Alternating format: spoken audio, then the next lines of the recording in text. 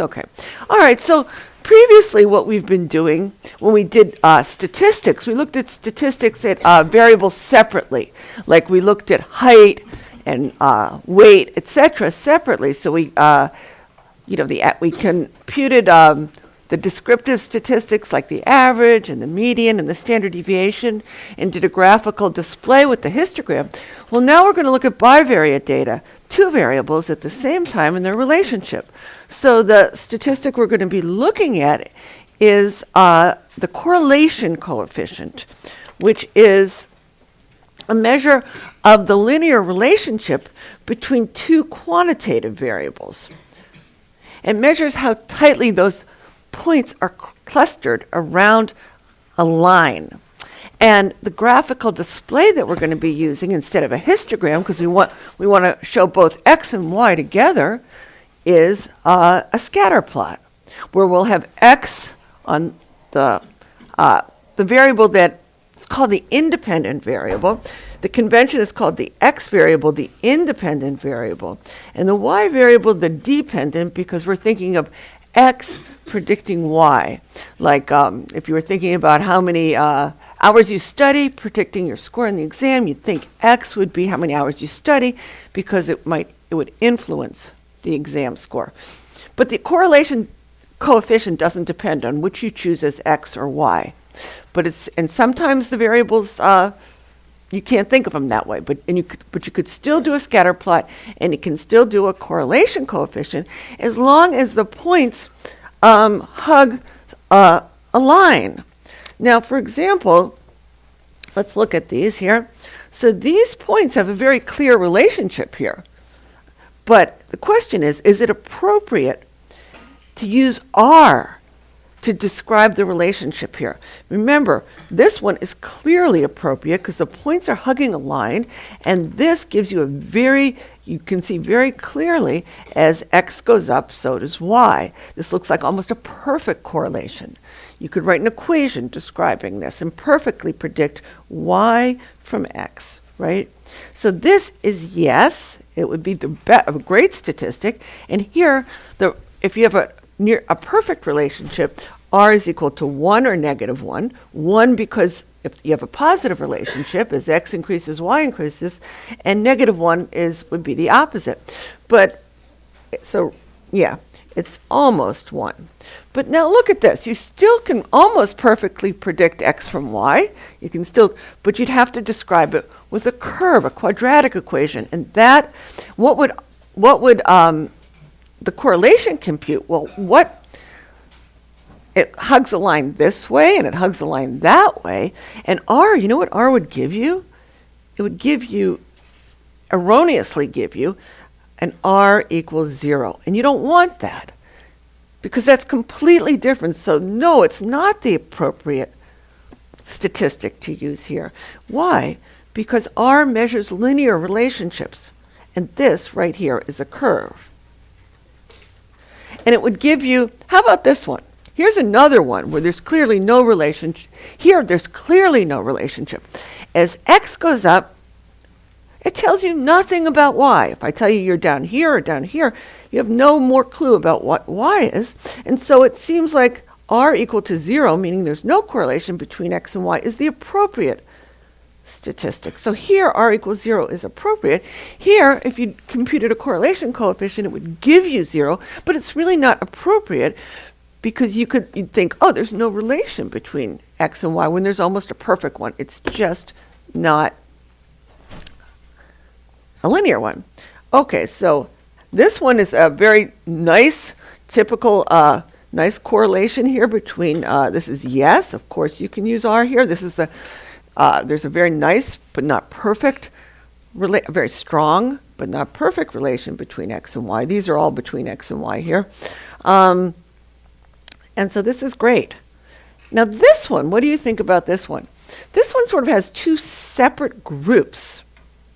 So what would happen is, within each group, there's a very nice negative relationship, right? So you think, oh, that's fine. And what we should do in this case, there's two separate groups. Let's think about it. So is it yes or no? What we have here is two very distinct groups. So what should we do with this?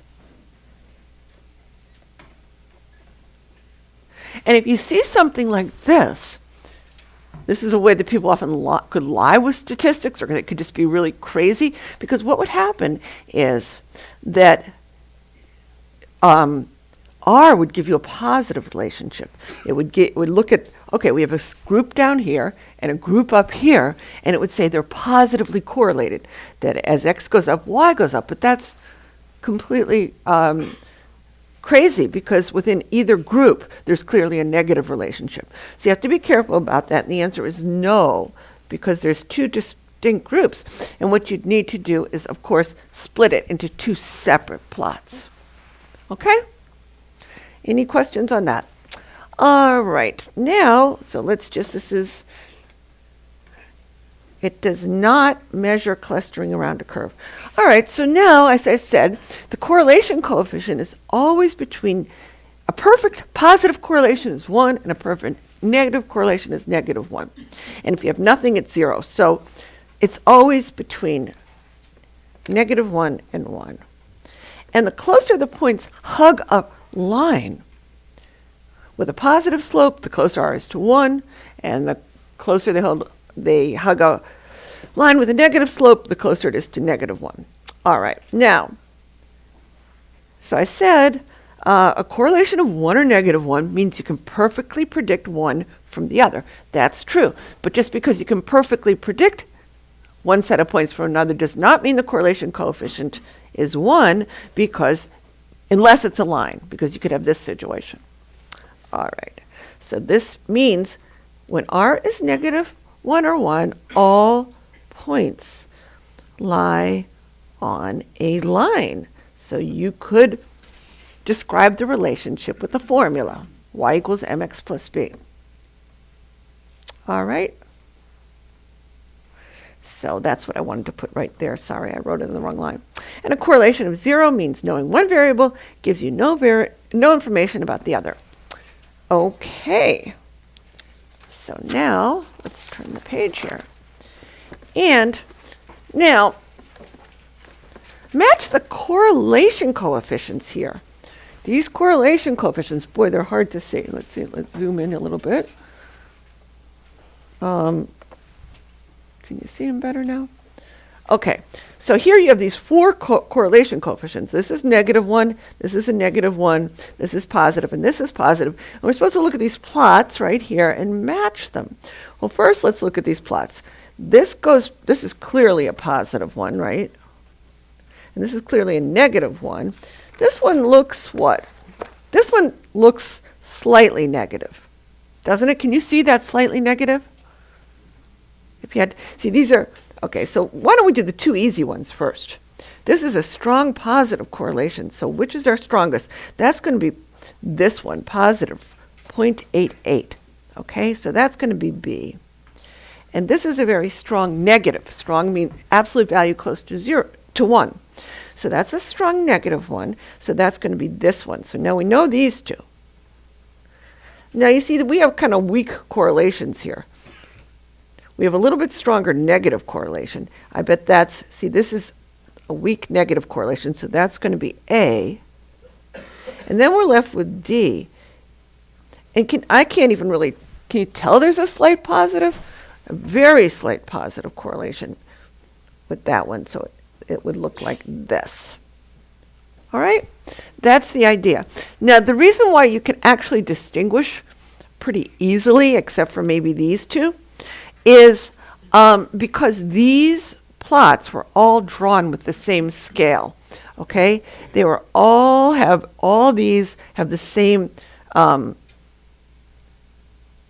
this is what I'm saying, the averages and standard deviations of X and Y are the same in each of the four plots. So in other words, here, what you have is, okay, so but these do not tell you the relationship between the two of them. They give you no information. Remember, the average and standard deviations don't tell you anything about the relationship between X and Y.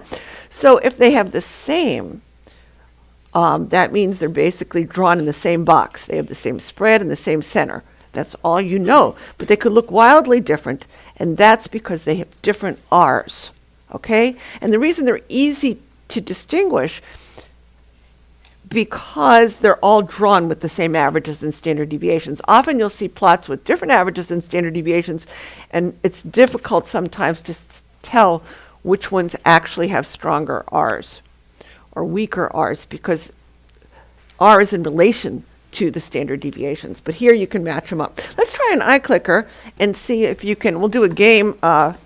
There's a game you might want to play just to practice on our data program. So let's go over here and pull that up. Okay, so it's called Guessing Correlations right here. And we'll do the easy ones together, and then I'll do the harder ones as an iClicker. So this is pretty easy. You see that it's a very strong correlation, and among these choices, it's going to be this one. And look at this. This has a very strong correlation too. It's the exact opposite, negative, right? Oh, these aren't too hard, but which one do you think? Okay, take this one. So the two left, which one do you think this one is? Choose A if you think it's point. I'll start it. Okay, so if you think this one is 0.38, choose A. If you think it's 0.12, choose B. We're doing this one. So just vote, and then we'll check it out.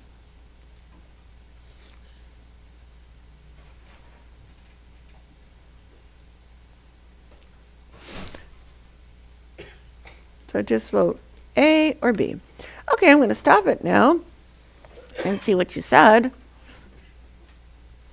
I hope you chose A. Yes, most of you did. That looks like a stronger positive correlation than this one. Doesn't that look stronger? Can't you sort of, this one doesn't, do you see the trend, the linear trend there? That one's a stronger positive correlation. So now let's just make sure we were right. We said this one was 0.38, and we said this one was 0.12, and let's check our answers. Yes, yay. Okay, so you can do this yourself. You just go to,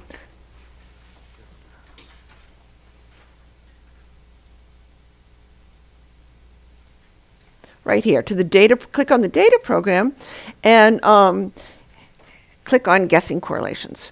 All right, so let's go back to the document camera and move on. Okay, so now the question is, correlation coefficient measures the strength of association between X and Y. It measures how closely they hug a line, the line of perfect correlations. That's what it is. So which line is that? That's called the SD line.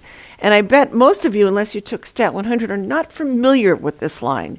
You're familiar with a different line called the regression line, which is the best predictor line, the line that we use to make predictions for Y given X. But first, let's look at this regression line. This standard deviation line. And this is the line when there's a perfect correlation. So this is line when R is equal to either positive or negative 1. It's called the standard deviation line. And it always goes through the point of averages, and this is the slope of the line. All right, so you'll understand it better if we actually draw it. So it always goes through here's a data set, and here we have the average exams. What is this? Exams, this is X on this axis, X, and on this is finals. So exams predicting finals. And you can see there's a positive trend here. There should be. So here is, let's look at this. So here's our point of averages. 83 was the average for the exams and 74. So let's look at that. So that's about 80, 70 is about right there. So we have 83 and 74. I'll guess it's about there. Okay? So that is 8374. All right, what is it in terms of z-scores? What do you think that is? If it's exactly at the average, both of them, they're both what? This is zx and this is zy. They're both z of 0, right? Isn't the average? So that's what it is. And it's a z equal to 0, 0. That's our point of averages right there. Now, that's always on the think of the SD line as the line of perfect correlation. So if you're one standard deviation, if you're z above average in one, z is equal to 1, then it'll be z equals 1 in the other. All right? So, so to draw it, what would we do? We'd go one standard deviation over in the x direction and go up one standard deviation in the y direction. Why are we doing this? Think of it this way. We're trying to get this correlation between x and y, but they might not, in this case, they're in the same units, but it's easier to picture. Imagine we're doing height and weight. What would it mean to have a perfect correlation? It doesn't mean that they have the same numbers. It means that they have the same z-scores. Same with exams and finals here. They have different averages and different standard deviations. So if you're trying, you have to have a common measuring stick to be able to relate x and y. We need to get a common measuring stick. So we remove the units and express with the correlation coefficient is computed in standard units between x and y. So think of it as z-scores here. So this is a z-score of 0, 0. Now this, when there's a perfect correlation, what that means is that zy is equal to zx. Those two are equal. That's what a perfect correlation means. It doesn't mean your exam score and your final score are the same. It means however much above average you are on one, you're exactly that much above average relative to everybody else on the other. Does that make sense to everybody? Okay, so how are we going to get the standard deviation line? Well, we just need 2 points to determine a line, right? So why don't we just go over one standard deviation in the x direction. If we went over 1, that would be going over 9, right? So we go over 1. That would take us to 92, right? So that would take us to, this must be 90 here. That's the page number. So it would take us over to about 92. That would be one standard deviation in this direction. Okay? I'll put that down here. 1 SD of x. So that would go over 1. And then for a perfect correlation, now we're at 92. For a perfect correlation, how far are we going to go up? Well, one standard deviation in the y direction. And that's right here. So we'll go up 10 to 84. So 84 looks like it's about there. Okay, so that's one standard deviation in the y direction. And that takes us up to 92 was 9 in this direction, and then we're going to go from 74 up 10 to 84. Okay? And these 2 points determine a line. Any 2 points, but this is the SD line. And by the way, this is, what would this be? This is right here, is z equals 1, 1. This is equals 0. See? So the SD line is the line, SD line is the zy equals zx line. When you have a perfect correlation, what it means is that your x and y points match up completely in standard units. That's the way you should think about it. We have to. It's R is unit free. Yes. So the SD line, it says that R equals 0.6, so that means that how close it is to the. Oh yeah. Yeah. This R is not the same. Okay, so yes. So what would that mean? That's, well, that's a good question. Let's think about it. All right, she says, so what does this R.6 mean? Well, the slope of the SD line is what? It's 1 in standard units. Slope of SD line, in this case it's positive, so it's S. Oh, so sorry. That was my bad. It's my hand doing something. There we go again.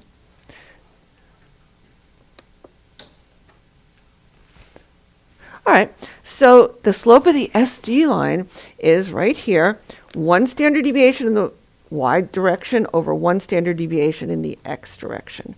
Now what this 0.6 says in relation, it tells we have a lot of scatter here. I don't know if you can see it, but there's a lot of points around here.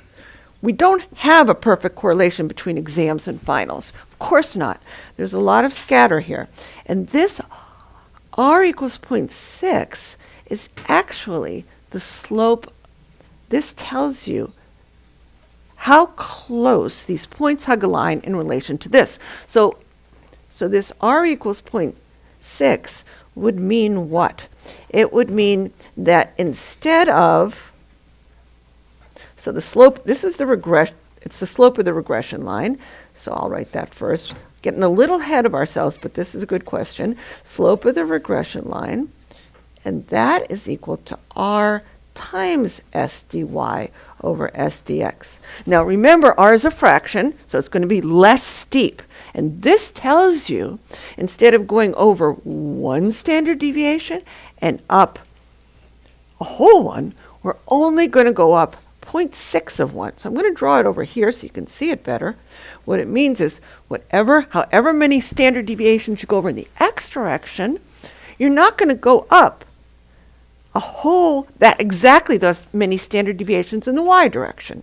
This is a correlation of 0, r equals 0, and this right here is a correlation of 1. And we're only going to go 60% of the way up, 0.6. So if you mark this off, 0.1, 0.2, 0.3, 0.4, 0.5, 0.6, 0.7, 0.8, 0.9, etc., this would be 0.6. 1, 2, 3, 4, 5, 6. This would be r equals 0.6. And your regression line would be between those 2 points. So I'll just draw it in now. Since we're thinking of it, this would be your regression line. Your standard deviation line is a perfect correlation. And your regression line would look, I'll just draw it in like that with dotted lines. This would be the regression line, or maybe a different color. Why don't I draw it in with a different color? So this would be the regression line. And that corresponds to the 0.6. Okay? So that tells you how closely the points hug the SD line. Great question, thank you. And never mind if you get ahead with a question, it's good to connect the dots, connect when we're talking about it. All right, so that's the SD line, and this is the regression line, and it's always flatter by a factor of whatever. If it was r equals 0, it would be completely flat. Knowing 1, x would not help you predict y at all. All right, so now let's move to the next thing. So how do we compute this correlation coefficient? What do we do? Well, I just said that the correlation coefficient is measured in standard units. So you have to convert whatever values you are in to z-scores. So let's do that. So here's an example of there's 4 people here, and this is their score on quiz 1 and quiz 2. And we can graph it here, quiz 1 and quiz 2. This will be quiz 1. I'll put that on the x-axis y, because you think quiz 1 came first, it might predict quiz 2. So that would be the convention. All right, and now what do we have here? We have the point 10, 10, and then we have the point, the next one is, I'm just doing these points, 9, 7. Oh, it sounds like it's thundering out. 9, 7, 5, 9.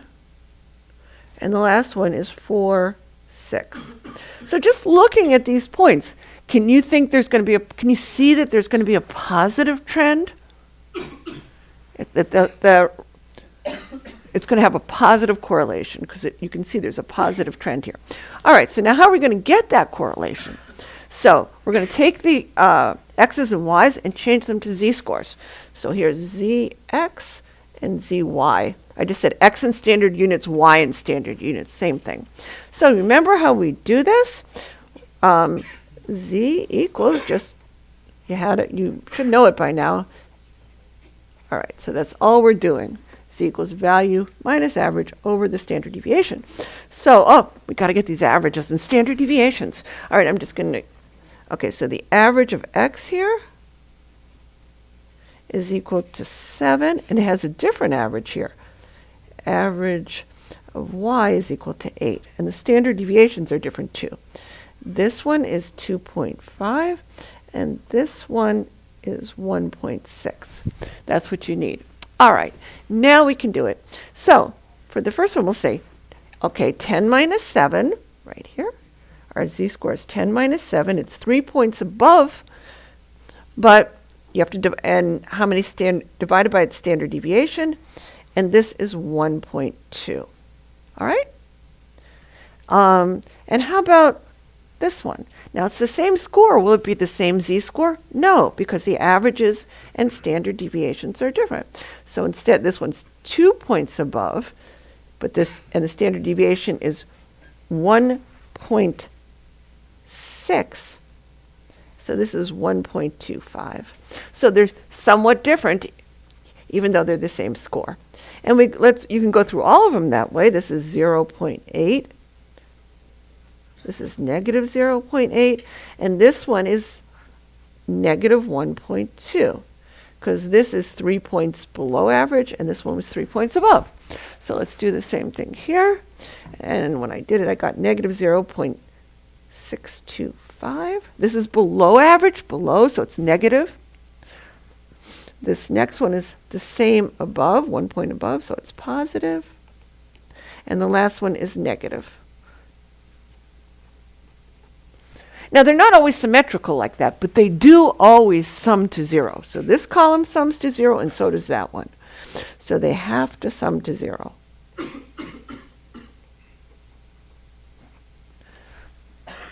Because the deviations have to sum to 0. So these have to sum to 0 as well. All right, and now, what are we doing here? So we're saying zx, they're taking the products, times zy. All right? But before we do that, let's just think what we just did here, okay? So you can, why this makes sense. So let's just divide this into 4 quadrants, okay? So the average of the x's is 7. That's the average of the x's.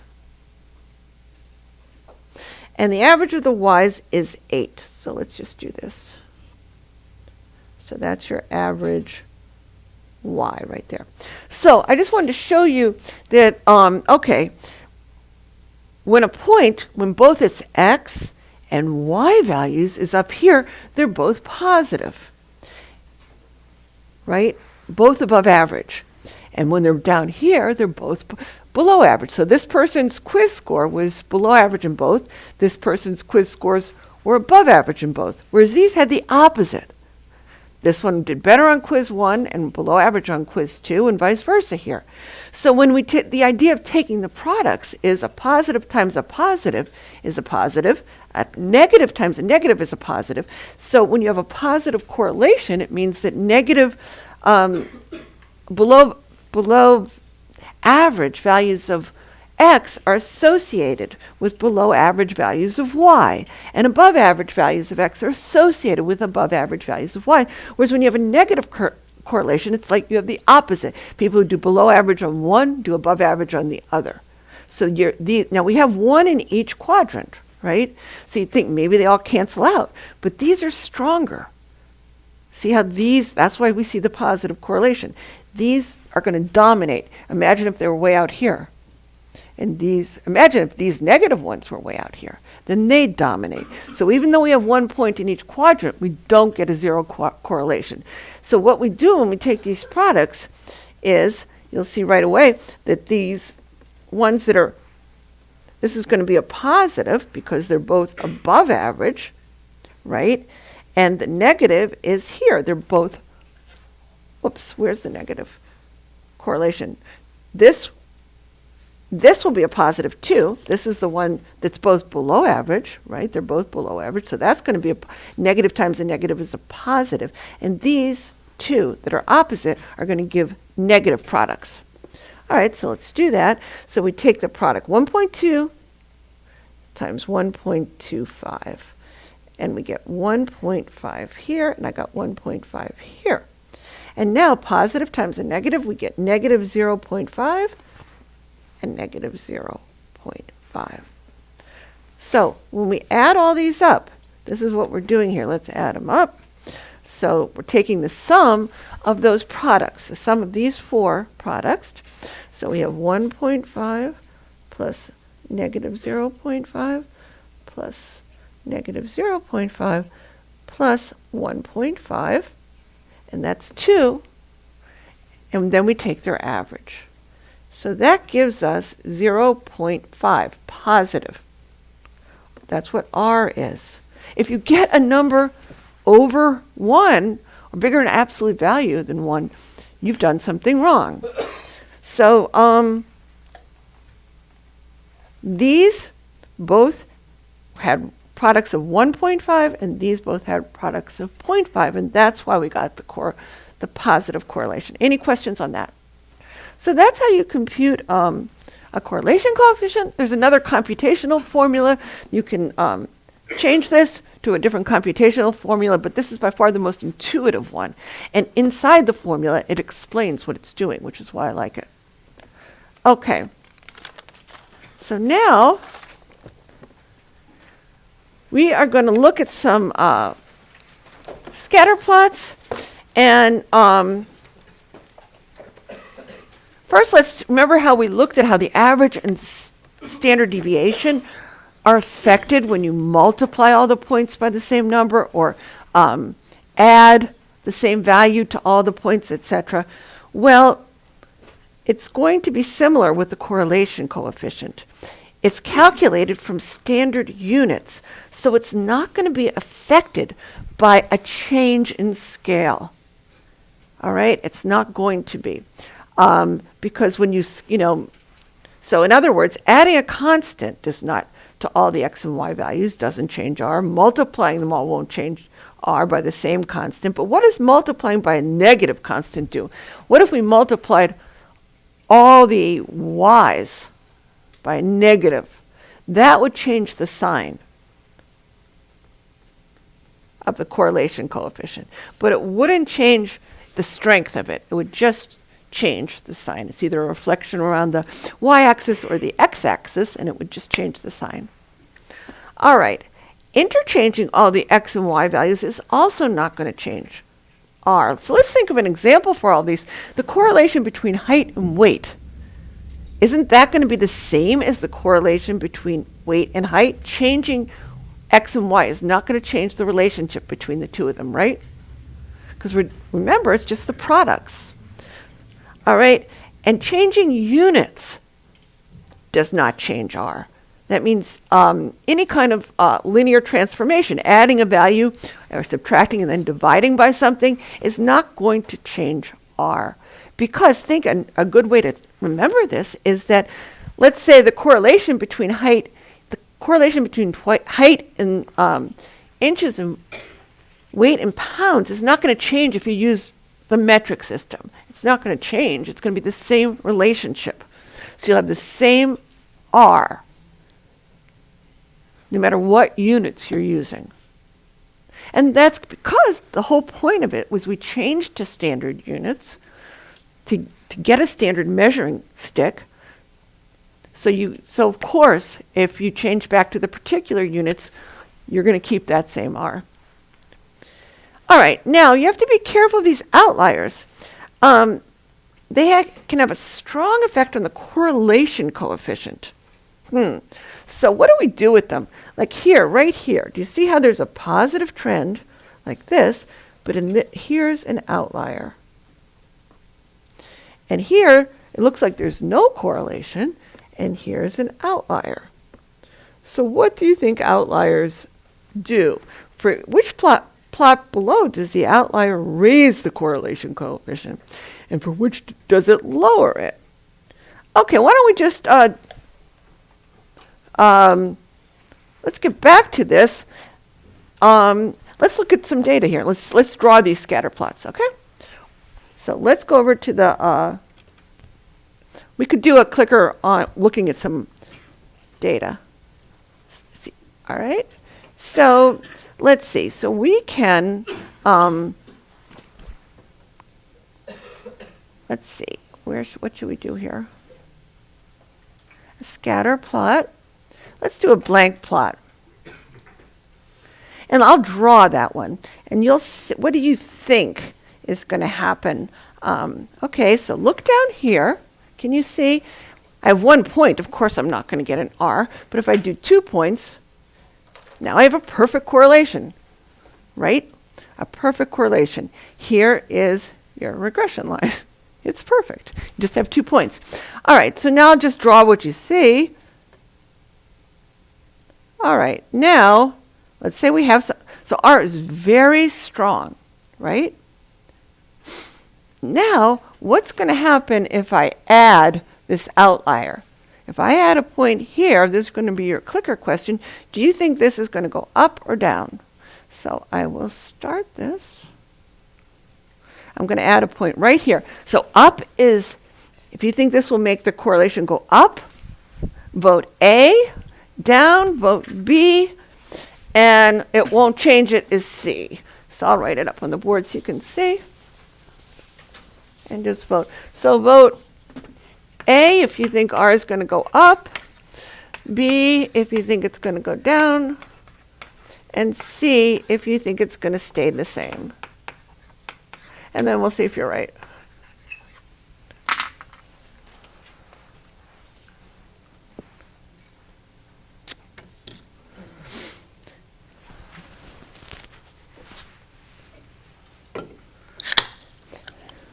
And you can get to this yourself. You can play around with it.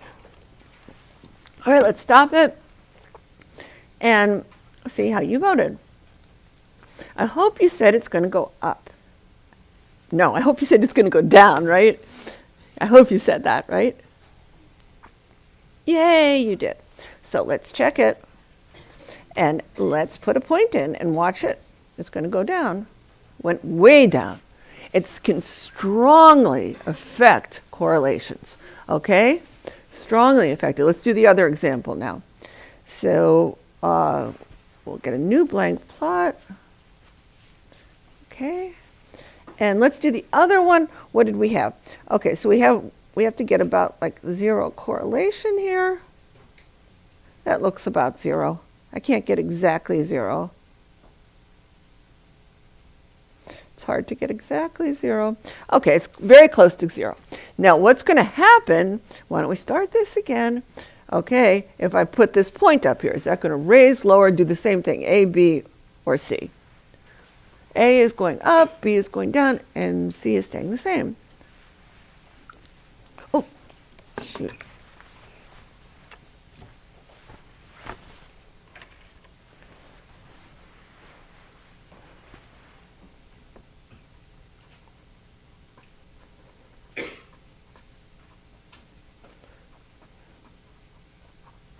Okay, so now we can check it out and see.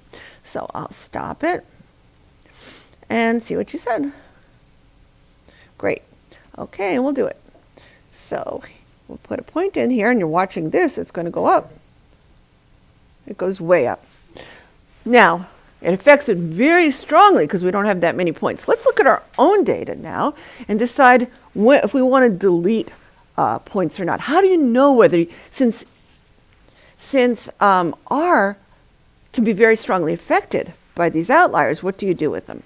So let's go to let's look at our own data. We haven't done much of that yet. So let's look at survey 2 right here. And let's look at, here's the questions. And the one I'm going to look at is, let's look at this one. How many people have you been in a serious relationship with on our X, and how many people have you slept with in your life on the Y? And let's see if there's a correlation. So let's look at that. So we'll go to the scatter plot here, and we'll choose as X relationships. Where is it? Just relationships, and then we'll choose sex partners, how many as Y, and let's look at what we have. And let's look at the regression line. Okay, so there's our regression line, and we have a correlation of 0.33. Now, do we have any outliers? Do you see any outliers here? Yes, we do. Let me just look at this. Okay, it looks like this person is an outlier, observation 354, and observation 3, this is anonymous, so I don't know. And what it's saying is this person never had a relationship, or maybe this is one, no, I'm not sure, but had 50 sex partners, maybe more, but we cut it off at 50, and same with this one. Now, there's no one down here, there's no one who's had tons of relationships, and this person is the best here on this outlier. This person had 6 relationships and no sex partners. Well, that's all right. And these people are right on the line. So now the question is, what happens? I want you to know, I want you to think. It's a little bit harder with real data. What do you think will happen if I delete these people? Do you think this R is going to go up or down? Let's just do it and see. All right? So we're going to delete them and see what happens. I think it's going to go up because they're very far off the line here. Let's delete this one. Yes, it went up to 0.4. Okay? It didn't affect it as much because there's lots of points here. And there's a whole lot of points here. But the question is, should we delete this person? Do you think it was a typo? If it was a typo, or if you think they were lying or something, you would delete it. But we really don't have that information. What would we do? We'd have to look at all his other data, see if he's like making up crazy answers for everything, he or she. Or, you know, if it was height and weight and somebody put in that instead of 6 feet, they put, you know, 6 inches or something, like, you know it's a typo. But here, you're not sure. So let's go back to the document camera. And so the question, what I was trying to answer here was, outliers have a strong effect on the correlation coefficient, but they should only be thrown out for a good reason. Don't throw them out just because they're outliers and you want to make a nicer plot. Okay, only throw them out if you think they're lies or typos or something. But you should, you know, probably report the correlation coefficient both ways, with and without the outlier, and just realize that if you don't have very many data points, they can really affect your correlation. Okay, so I think that's it. And let's move on to the next page. Okay, so here we are on something called ecological correlations. It's not a very intuitive name. What it refers to is correlations based on averages instead of on individuals. You're going to see this a huge amount in social science data. And it's not wrong, it's just it doesn't give you the same results as if you base it on individuals. Okay? So here's, for example, this is real data, the correlation for education and income for US men is about 0.44 overall, individual men, right? That's the individual. But if you take the average educational level and average income for each state and look at the correlation between the 51 pairs, you get 0.64. So here you have millions of points and you condense them into 51 points. And what that does is it reduces the within state scatter. Every state just has 1 point instead of all the scatter. And all you get is the between state scatter. So within each state, there's a lot of spread. But taking the average wipes out that within state spread and just leaves the between state spread. So often it inflates R. Not always. I mean, you can have other things happen, but usually it inflates R. That means it makes it stronger negative or positive. Makes it closer to an absolute value to 1. So here's a very simplified version of this. It says the graph on the left represents income and education. It's just made up just to show you the point. For individuals in 3 states. Okay, so here you have the individual education, individual income for 3 states. So let's say here's 4 people in state 1. And then you take their average education and their average income, and you get 1 point right there. Now, let's do the same with 2. So let's just, now there's 1, 2, 3, 4 people in state 2 here. And here, you condense them into 1 point. This is just just to give you the idea. And now, let's do state 3. Make these little. There's a lot of spread in state 3, a lot of spread in state 3, but you're changing it to just 1 point. Now, do you see how this right here has a stronger, so R based on averages eliminates within group, within state, or within groups, within state scatter, and leaves only between state scatter. So you usually get a much stronger, so R is usually much stronger when you do this. So usually, not always, resulting in a stronger R, okay? Whereas here you can see you have a lot more scatter. You have a lot more scatter. So here, R based on individuals has more scatter because it has both the within group and the between group scatter.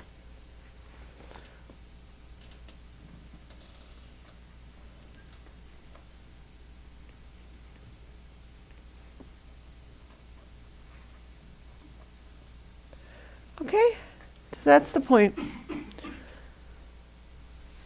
And a super simplified example is, let's say for each of 5 statistics classes, this is how people could lie with statistics. They could say, within each of the 5 for each of the 5 statistic classes, the average percent on the midterm and the average percent on the final were calculated, and the correlation was 0.97. So they could say, oh, there's a perfect correlation between your midterms and your finals. No, that's based on averages. So this would be like, it could look like, okay, you have the midterm and the final. Think about if you only have 2. Well, then you're going to have a perfect correlation, whatever 2 points, right? But you have like something like that. But that doesn't mean, and people will apply that to individuals,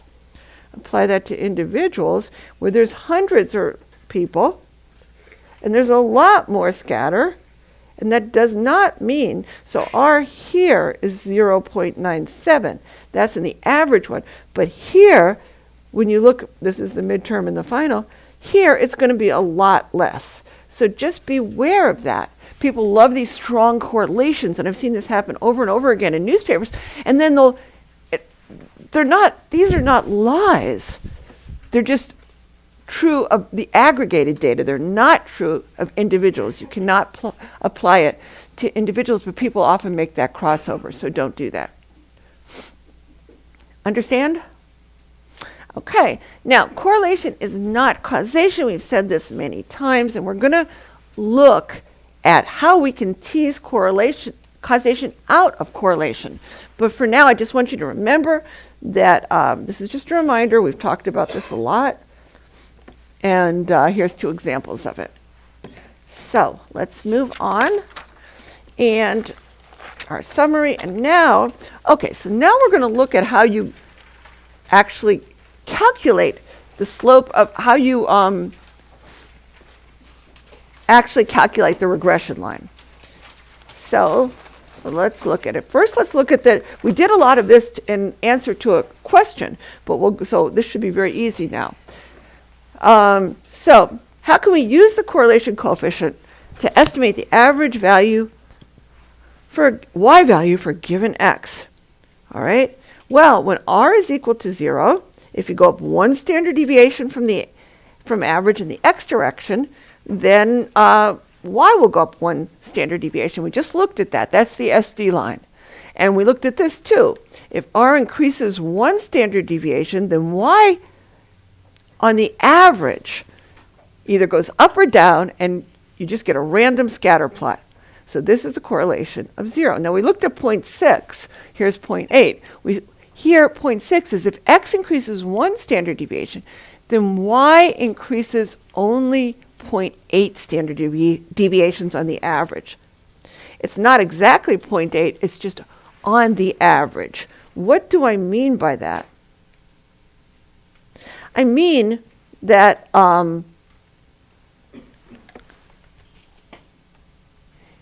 if you drew let's just look at our own data, it's more fun. All right, we're going to do this with our own data, so let's go to the PC. And do we have height and weight here? No, we don't have height and weight. We have it on a different survey. Why don't we just choose something else? How about, I know something that's strongly correlated is, let's see, we'll go to, we're going to look at this later, so we might as well look at it now. How much you party predicts a lot how much you drink per week among typical Stat 100 and 200 students. So here's this regression line, and there's a very strong correlation here between the 2 variables. So how do you get this regression line? Well, think about it. Think about this regressogram here, where, let me just see if I can. Okay, so for what is it? There's not a perfect line here. Like the SD, there's not a perfect correlation, right? So how are we getting this best fit line? It's called the least squares line, the best prediction of y from x.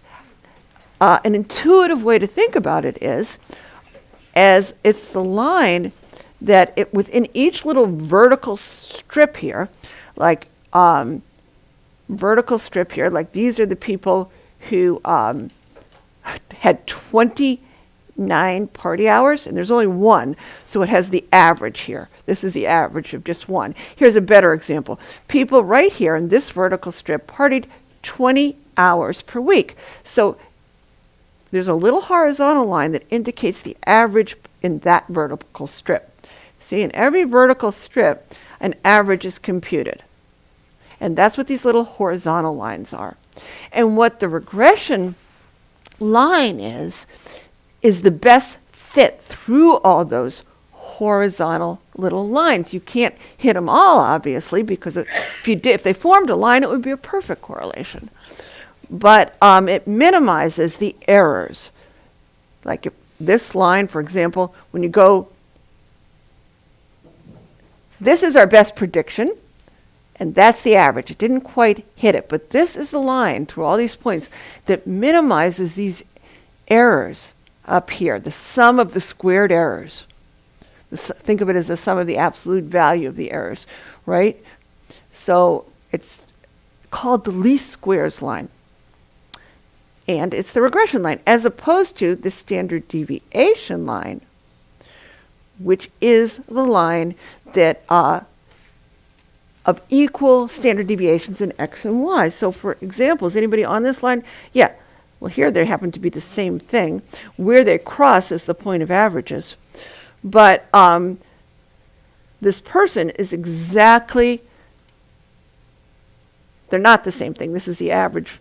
There are only two people in this strip. But this right here, person is exactly the same in z-scores in X and Y.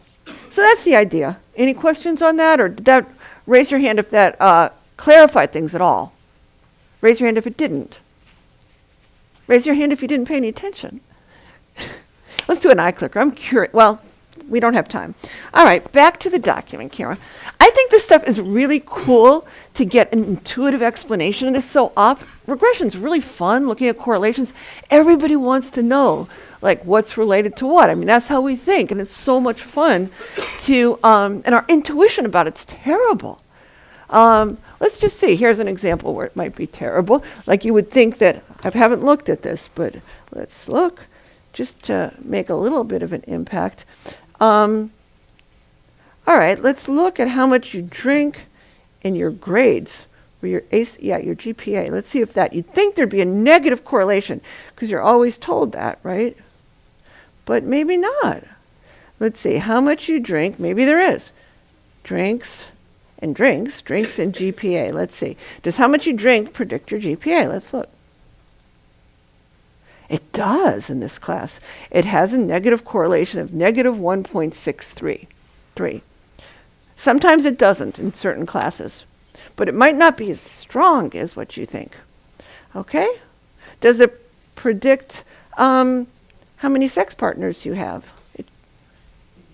Slightly, yeah. So here they're agreeing with your intuition. But check it out. It's really fun. Sometimes it's fun when it either agrees with your intuition or when it's so counterintuitive, and then you'll remember it better. So I strongly encourage you to look at our data. Meanwhile, we have to get back to the document camera before I lose your attention altogether, because we're about to do interesting stuff.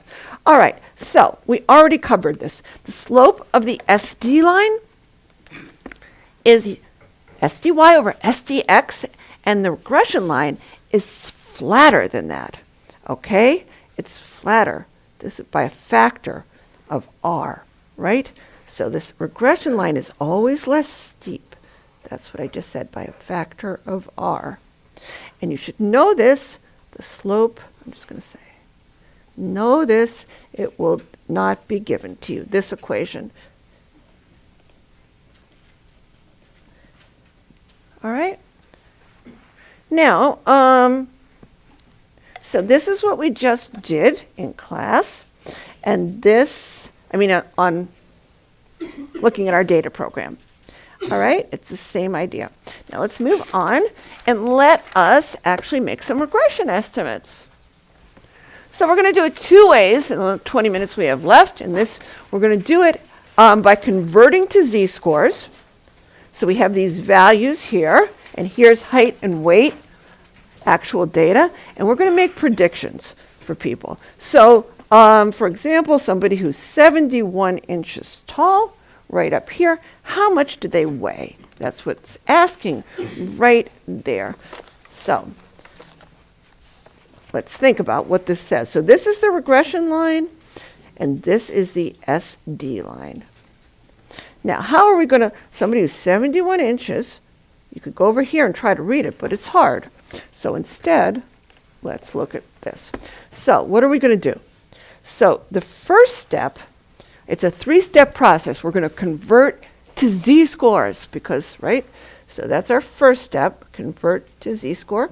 Then we're going to multiply by R, and then we're going to convert to get the z-score for the y variable, and then we're going to convert that z-score to a y value. So those are our three steps, and here's all you need to know are these 5 summary statistics, the averages for both x and y. Now which one's x? We're predicting, which one are we predicting? We're going to predict, which doesn't make sense to predict. I think it makes sense to predict the weight from the height, so that's going to be our x and y. And that's the graph. And now here's the averages, standard deviations, and the correlation coefficient. So we're going to use all this. So we're going to take a height That's 71 inches right here. And we're going to get our best prediction for the weight.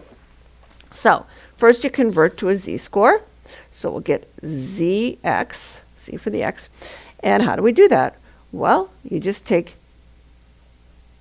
the value, 71 inches, minus the average right up here, which is 65 inches. We're all in inches here, divided by the standard deviation. And that's a z-score of 2. Now, if there was a perfect correlation, here, let's just put, we're going to get cy, and then we'll get the value. If there was a perfect correlation, we'd say, okay, his weight's 2. And then, as a z-score, and then he'd be 2 standard deviations above average in weight. He'd be 135 plus 50, 185. But he's not. Because he's not our best prediction. We're looking at this right here, this little vertical strip here, 71. These are the people who are 71 inches tall. We're looking at that. And yeah, he'd be up here at 185. There are people up there who are the same in height and weight, but there's a spread, and our best prediction is right here. That's what we're trying to get. That's much lower. And what's it lower by? It's lower by, you multiply the z-score by the correlation coefficient times r, and that's what makes it lower. So you're going to multiply it by 0.5, and then our best prediction is only 1 standard deviation above average. So instead of, here's the average, and plus 1 standard deviation above average. So that's 160. So that's what we did here. So let's just show that. So here we have the person who's 71 inches here, and the regression estimate right here, this point, is 71 inches, but 160 pounds. That's what we did here. So if you went across here, instead of the SD line, which would be, right? So to bring back what the picture we drew before, the relationship is this. If we went over, I'll just draw it over here, a certain amount of standard deviations in the x direction, this is 0, that's 1, and this is 0.1, 2, 3, 4, 5. That's where that 5 is coming in. That's r equals 0.5, 0.6, 0.7, 0.8, 0.9, etc. It's flatter, it's less steep. So that's the idea. Understand that? This one's 0.05. Oh, it's not 0.05. Good catch. Thank you. Nice catch. All right. So, you know it couldn't be that. That would be like no relation almost. All right, let's do the next one. Okay, so what about if somebody is 65? That's a z-score of 0. They're right at the average. You multiply by r. It's just going to give you a z-score of 0. So a z-score of 0 in weight is just the average. All right. And that's the point of averages right here. And the point of averages is always, this is the point of averages, and it's always point of averages. And it's 65, 135, or 0, 0 is the z-score. 65 inches, 135 pounds, or a z-score 0, 0. And that's on both lines. All right? Now, it's where the two lines crossed. And now let's look at this one. It's a negative correlation. So we have, not a negative correlation. The person is below average, excuse me. So this person is below average by 3 inches when we divide by 3 inches. So he's 1 standard deviation below average, but as you have to multiply, our best prediction is negative a half a standard deviation below average here. And that would be what? You start at the average, and you want to go down plus negative 0.5 times the standard deviation, which is 25 pounds. So that would take us down to minus 12.5, 122.5. Okay? Does people understand this 3-step process? Very intuitive, and it helps you understand what regression is. Now we can do the same exact thing by the regression equation. All right? We can get an equation for this line. And that's what we're going to do now, get an equation. Instead of do it in, sometimes it's easy to do this way in your head, but if you have a lot of predictions you want to make, you want to get the equation for that line. Yes? How on the right, like where you have the line equals 0 and then you have the perpendicular line going up, Yeah. what are like the dashes going up and how many and where do you Okay. Good question. So where she says, what are we doing here? What do these dashes represent? I'm saying this right here should be the average weight, right? Right across the average here. That's what I'm doing. That's the average weight. Now, 135. Oh, that's a correlation of 0. We know right?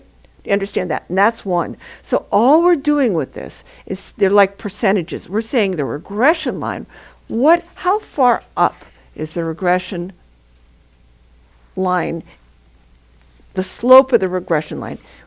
I'm just comparing, like this is really steep. If this is 100%, then what percent steepness is it compared to that? So I'm just going from 0% to 100% or 0 to 1.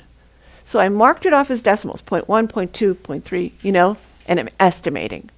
But where it hits this is exactly R. Does that make sense? If R was 0.9, we would have a regression line that was 90% of the way up. Does that help?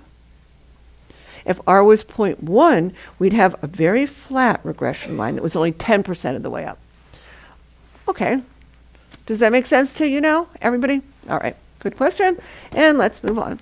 So now we're just going to get the slope of the regression line. Okay. So get the whole equation.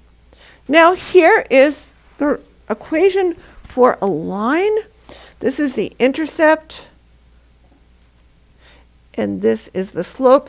I wrote it this way because we're going to be adding more predictors. So the intercept is called B0. The first x variable will be called the slope of it, B1, B2. We're going to go into multiple regression. So this is the way it's written in statistics. It's the same as y equals mx plus b. And this little hat just meant I was making a prediction here if I was doing inference. Okay, so don't worry about that. But this is the intercept here, and this is the slope, and it's the same thing. We just write them both as b's. Okay, our second variable is going to be b2, etc. So now we know already, I said that's what you need to memorize. That's the slope of the regression line. So moving on to our own data that I just showed you, 364 Stat 200 students answered that question, and I rounded the statistics. You can look on it and see. But here was the average number of party hours that you guys answered this semester was 3.6, 4.1 for drinks, 4.8, 3.6 with a standard deviation of 4.8, 4.1 with a standard deviation of 7.7. All right, now R we saw was about 0.6, it was 0.58. That's the real data I got. Now, how do we find the regression equation from that? So what I want to find is, first of all, which one's y and which one's x? Y is always what you're predicting. So we are predicting drinks from party. I'm not always going to, you won't always find x on top. Y is always what you're predicting. Okay? So now, the first thing we're going to do, so we want to get this equation. Y, how many equals something, the times x. Whoops, I don't want to write it that way. I'm going to write it this way. Y equals some intercept plus some slope times x. So I want to fill in those two blanks. All right, I want to get those two things. So find the regression. So first we'll find the slope. First step is find the slope. And this is super easy. It's going to be equal to what? R times SDY over SDX. R is given to you. 0.58. Now, which is x and which is y? Okay, you want y over x, rise over run, of course. Rise over run, we're going to be getting, so that is, here's our SDs. So don't make it, so you know it's either 4.8 over 7.7 or 7.7 over 4.8, but you want y over x. So it's 7.7 over 4.8 drinks per hour. Okay? And so how do we get that? We'll just do it. So that's equal to, what did I do there? Oh yeah, I didn't do it out yet. Okay, so this comes out to be 0.93. That's what we're going to put in there. So you can think of it as, oh, people on the average drink one extra drink or 0.93 extra drinks for each extra hour of partying. That sounds about right. If you go out partying, about 1 drink an hour, I don't know. Something like that. Okay, that's what that means. Now, does everybody understand that? Questions on that? All right, now how do we get the intercept? Well, the intercept, so we're just trying to solve for this. Well, we can plug any y and x in here, any point on the line, and we'll get that. But the only point we know is the point of averages, right? So why don't we plug in for x, 3.6. We're going to plug in for x, the point of averages. So we'll plug in 3.6 there. And we're going to plug in for y, the point of averages. So we're going to plug in 4.1. And then we'll solve for the intercept. That's all we'll do. Okay? So to find intercept by plugging in point of averages. All right, so let's do that. So we'll just plug in a 4.1 right here for y, and we're saying that equals the intercept, which we're calling beta 0, plus 0.93, and we're plugging in 8. What does it even say? 3.6, the point of averages, right? Times 3.6. And then we'll just solve for the intercept. So I did that, and I got beta naught equals 0.75. So that is right here, 0.75. All right? So that's our regression equation. Sorry, it looks so messy. I'll just say y equals, this is it right here. That's what we're going to be using. Okay? And so now it says use it to make an estimate. Now that we've got it, we can just plug in for x and solve for y. So plug 20. So we're going to make an estimate for somebody who parties 20 hours per week. And I did that, and I got 18.675. I'm kind of crazy to make it so accurate, but that is how many drinks. Okay? And now, how do you interpret the slope and y-intercept in the above equation? Well, the slope, we just said, is what? The slope is, on average, it means that people drink what? On average, 0.93 drinks per hour. So for each extra hour, the number of drinks increases on average by 0.93. That's the slope. When you go up on the, for each extra drink, on the average, there's a big scatter. That's how many we estimate people drink more. All right, and what's the intercept? The intercept, the y-intercept, is when x is 0, what's your y? So it means on average, people, when x is 0, people who party 0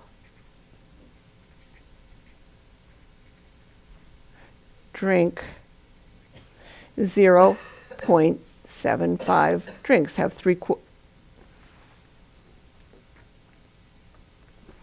That's what it means. It's not, how much they consumed. So we can, if you look at the graph, you can see that that looks about right. And this is if you look at our data, I rounded everything, but you'll get something very similar. And let's see if there's anything. That's it. We finished these chapters.